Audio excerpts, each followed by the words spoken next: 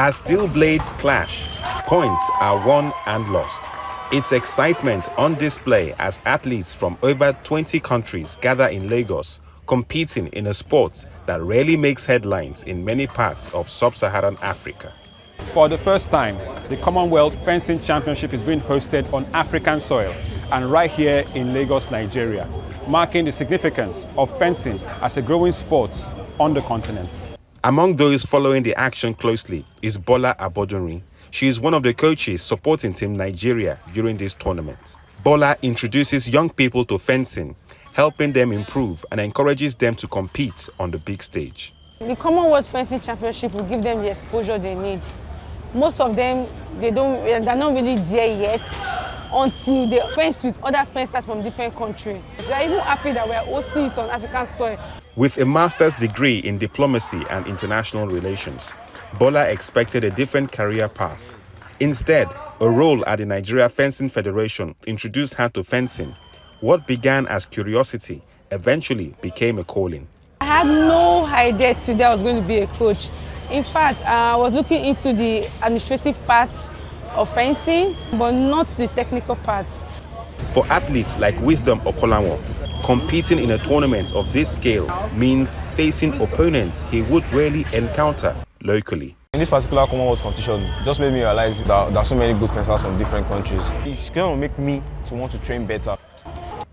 For Bola, moments like these are part of the reason she remains committed to the sport. I'm going to spread this sport. I'm going to make noise about it. I want it to be visible because fencing is not as visible as other sports. Organizers say hosting events like these not only bring elite competition closer to local athletes, but also offer rare opportunities to showcase fencing to new audiences on the continent.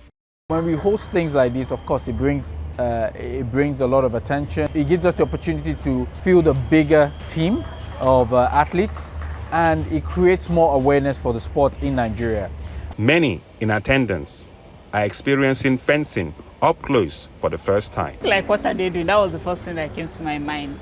But when I sat a little bit and asked a few questions, I understand what they were doing and it makes it interesting. It's a good experience for me and it gives more pride in my country.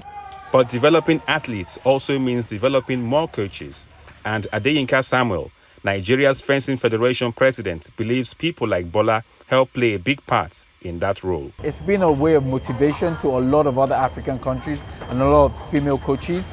That's definitely the next way to go forward in terms of coaching and development of coaches. Yes, male coaches, but also female coaches.